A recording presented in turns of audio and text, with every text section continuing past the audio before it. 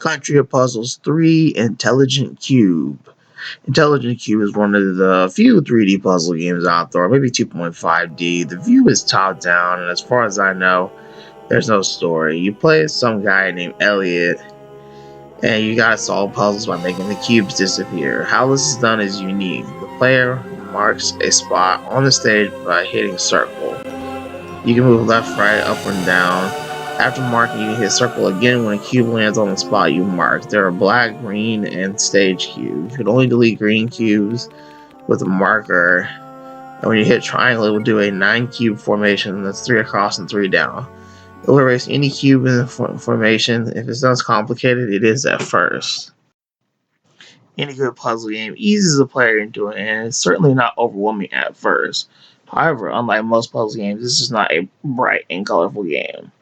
The colors and presentation are drabber here. The player wins stages by clearing all green and stage cubes. There has to be enough space in order for the player to win also. Pressing square fast forwards the cubes so they can rotate towards the player. The only situation the player should hold down square when there are nothing but black cubes left behind in the stage. When the stage is cleared of all cubes, the announcer will say, "Perfect!" The more perfects the player has, the more space they will have to move around in the stage, as well as increase their score.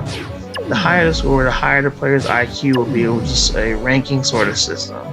The better the player plays, the higher their IQ will be, and poor players result in a low IQ. The green and stage cubes are the only ones that need to be deleted. The stage cubes are a different color every stage. Every time the player goes to the next stage, there will be more cubes and a large area to move around in, as well as different music. Speaking of the music, at least in the Japanese version I played, it sounds fully orchestrated and is also quite pleasant on the ears. This game also came out in 1997 on PS1, but it pays a path all its own without piggybacking off any other prior games. Sony published it, and I think G-Artist developed it. Unlike the previous two games I discussed, there isn't a smorgasbord of modes to play here, just 1 or 2 player mode. Plus a how to play demonstration in the option section. The option section, it seemed like there might be other characters besides Elliot. Beating the game with him unlocks Cherry, who moves faster. One more thing to mention is if the player touches any of the cubes, they will normally hear "again" from the announcer as the cubes roll off the stage, before looping back around again. If the player falls off the edge of the stage, it's game over. If they want, they'll have to start back at the beginning of their current stage. There are limited continues, and there are 8 or 9 stages. Honestly, it can be hard making it past the 3rd stage sometimes. And with each stage having more and more cubes, it can get overwhelming. Apparently, this game was successful enough to have more entries released. Well, I guess in Japan and Europe at least. I haven't played them yet, but I don't imagine that the formula was shaken up too much in the later releases. The first game is a solid enough foundation to build off of. When it comes to the sequels, Europe and Japan got the next one.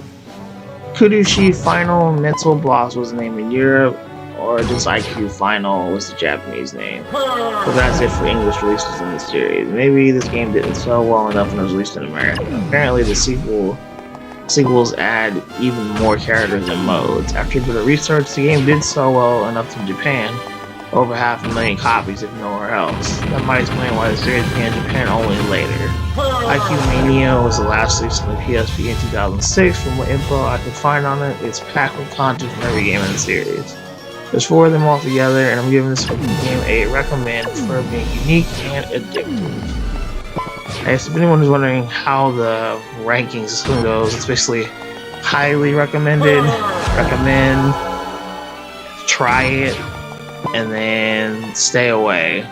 Pretty self-explanatory, but hopefully I don't run into any stayaways. But I mean, there's like certain games I could think of that would probably fit that criteria, like a Dr. Jekyll and Mr. Hyde. But yep, that's it for this episode. Next time should be Echo Chrome.